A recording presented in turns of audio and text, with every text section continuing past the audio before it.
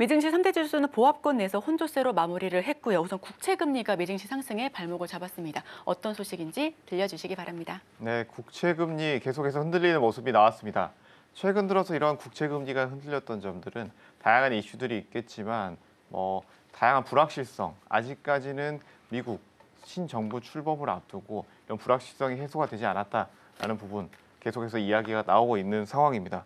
이런 상황들 속에서 국채 금리가 소폭 하락하는 모습이 나왔지만 아직까지 미국 시장 견조한 상승 흐름은 아직까지 나오지 않고 있는 상황입니다.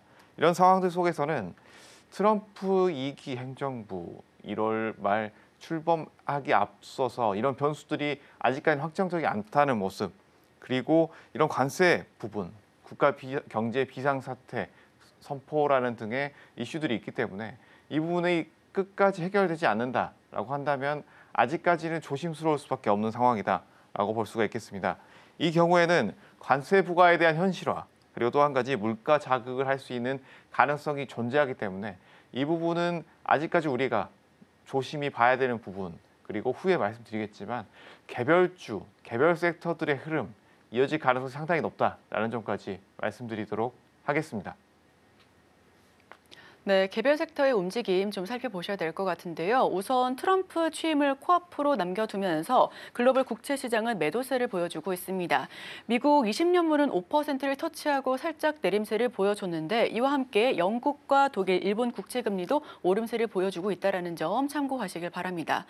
이와 더불어서 해외 증시 좀 살펴보겠습니다. 우선 니케이 지수 어제 소폭 하락세로 마감했고요. 상하이 종합지수도 0.58% 약보합 수준에서 머물렀습니다. 자, 이렇게 아시아 증시도 일제히 약세를 보여주고 있는데 우리나라만 좀 선방하고 있는 모습 보여집니다. 자, 아시아 증시도 한번 체크해 볼까요? 네, 아시아 증시 경우도 앵커님 말씀해 주신 것처럼 상당히 보합선에서 약세까지 보이는 흐름이 나왔습니다. 이런 다양한 이유들이 있겠지만 전체적으로 매물이 출하되는 모습의 이유, 무역 비중이 높은 아시아 증시, 지금의 불확실성, 전 세계적인 이런 불확실성이 매물 출하에 대한 부담감으로 작용할 수밖에 없었다라고 보여지고요. 또한 이런 금리 인하에 대한 빠른 속도, 인플레 우려 계속해서 지속되고 있다는 점도 우리가 주목해봐야 할 점이다라고 볼 수가 있겠습니다. FOMC 의사록에서 인하 속도가 늦춰질 것을 제하긴 했지만 이 부분에 있어서 특히 트럼프 정책 같은 경우 추가적인 인플레 변수로 아직까지 계속 주목을 할 수밖에 없다는 점 체크를 해보시고요. 그 외에 트럼프 변수를 투자자들이 인식하는 계기가 됐기 때문에 이 부분에 있어서는 어느 정도 단기적인 출렁임이 있겠지만 트럼프 정부 출범 이후에는 진정세가 나오지 않겠느냐라는 전망도 함께 나오고 있다라는 점도 말씀을 드리겠습니다.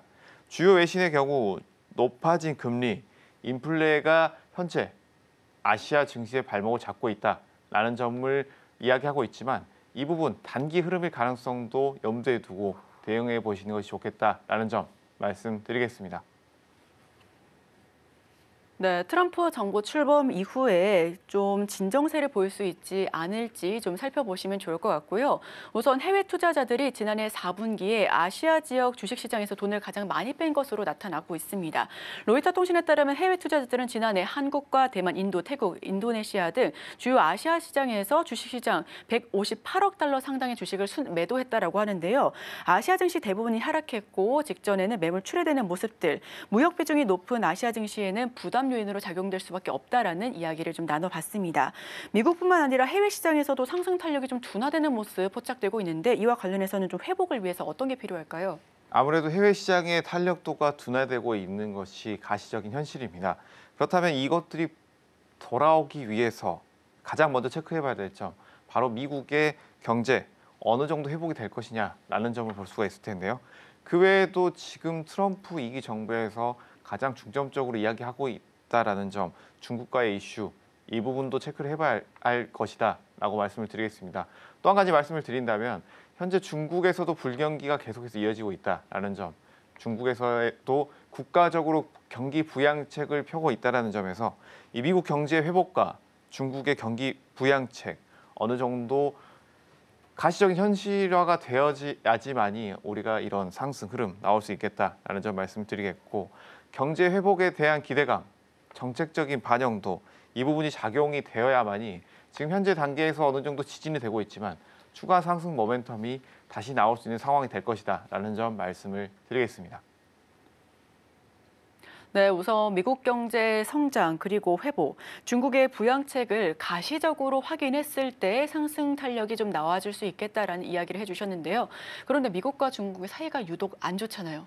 그렇다면 여기서 정치적인 변수가 리스크로 계속 작용할지 이에 대해서는 어떻게 보실까요? 아무래도 단기로는 정치적인 리스크 이슈가 계속해서 작용할 수밖에 없다라고 보여지는데요.